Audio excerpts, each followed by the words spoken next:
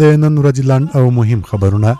د صنعت او سوداګرۍ وزارت وایي چې د دې وزارت مرستیال مولوي قدرت الله جمال پښتون کی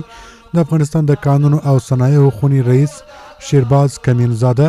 او د ایران د مهندسي قانون خونی استاذ رضا بستانی له لوري د دواړو هیوادونو ترمنځ د همکارۍ هوکړلیک لاسلیک سو. د یاد هوکړلیک د لاسلیک پر مهال د ایران د استاذ بستانی ویلي چې د دغه هیواد د کان مهندسي سازمان په نږدې راتلونکي کې افغانستان کې خپل دفتر پرانیزي او د قانونو برخې ایرانی انجنیران به خپل تجربې له افغان انجنیرانو سره شریکې کړي. د ریاست الوزرا اقتصادي مرستیال مولا عبدالغني برادر اخوند بغلان ته د سفر په ترڅ کې د یاد ولایت د علماو شورا له غړو سره کتلې دي. مولا عبدالغني برادر اخوند په دغه کتنه کې ویلي دي چې زموږ راتګ یوازې د دې لپاره نه و چې تاسو ته تسلیت ووایو، بلکې دا زموږ مسؤلیت دی چې په سختو ورځو کې خپل ولس سره مرسته او د هغوی ملاتړ وکړو. د ریاست الوزرا اقتصادي مرستیال زیاته کړي چې د اسلامي امارت مسؤلین د افغانستان حاکمان نه بلکې د دې ولس خادمان دي. ورته مهال د علماو شورا غړو د اسلامي امارت د رهبرۍ څخه د مننې ترڅنګ ویلي چې د بغلان ولایت ولسونه د اسلامي امارت ترڅنګ ولاړ دي او کلک ملاتړ یې کوي. د ارشاد حج او اوقاف وزیر شیخ نور محمد ثاقب د ترکیه په استانبول ښار کې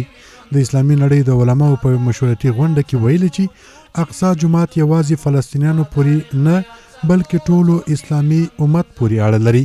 شیخ نور محمد ثاقب له اسلامي هیوادونو غوښتي چې په یووالي سره د اسرایلو د جنایتونو مخه ونیسي او د فلسطین له مظلومو مسلمانانو خپل قاطع ملاتړ اعلان کړي. د اوبو انرژۍ وزارت وایي چې د خوست ولایت په علیشیر او تریزایي ولسوالۍ کې د 2 میلیونه او 1.3 افغانیو په ارزښت د یو چک ډیم د جوړولو چارې پیل شوې. د یاد وزارت په وینا دغه چک ډیم د 25 مترو په اوږدوالي او 6.5 مترو لوړوالي سره جوړیږي چې د چارو په بشپړېدو سره به لسګونه جریبه کرنیزه ځمکه خړوبه شي.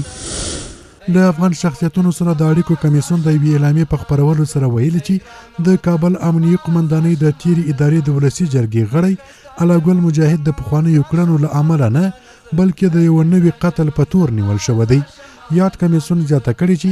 دا چې الله ګل مجاهد د دوی له لارې هیواد ته راستون شوی نو دا کمیسیون له راستنېدونکو هیوادوالو سره په کړو ژمنو ولاړ دی او د اعلی قدر امیر المؤمنین حفظه الله د عفو فرمان په بشپړ ډول عملي کوي. د عامه روغتیا وزیر ډاکټر قلندر عباد بغلان ته د سفر په ترڅ کې د دې ولایت د بورکي ولسوالۍ اړوند له فلول سیلاب ځپلي کلي څخه لیدنه کړې. د عامه روغتیا وزارت وایي چې ښاغلي عباد په یاد سیمه کې د روغتیایي خدماتونو د وړاندې کولو له بهیر ګرځندوی روغتیایي ټیمونو او د کابل امبولانس خدماتونو څخه څارنه کړې ده. ښاغلي عباد د دغې لیدنې په ترڅ کې ټولو روغتیایي بنسټونو ته سپارښتنه کړې چې په دې ولایت کې د وروستیو سیلابونو له امله د زیانمنو شویو روغتیایي حالت ته ځانګړی او هر اړخیزه پاملرنه وکړي. پوهنې وزارت وایي چې د دایکنډي ولایت په میرامو ولسوالۍ کې د یو ښوونځي لپاره نوې ودانۍ جوړه او ګټې اخیستنې ته وسپارل شوه. د یاد وزارت په وینا دغه ودانۍ د ځایي خلکو په مالي مرسته د 1,500,000 افغانیو په ارزښت جوړه شوې ده. د اقتصادي کمیسیون تخنیکی کمیټې په غونډه کې د نوي کېدو وړ انرژۍ د ملاتړ صندوق رامنځته کولو په طرحه او یو شمېر نورو موضوعاتو بحث شوی دی. دې غونډه کې د اوبو انرژۍ وزارت استازو ته دنده سپارل شوي ترڅو د نوي کېدو وړ انرژۍ د ملاتړ صندوق رامنځته کولو طرحه د بیا کتنې په موخه د مالیې، اقتصاد، صنعت او سوداګرۍ وزارتونو د امارتي شرکتونو د رهبرۍ پلاوی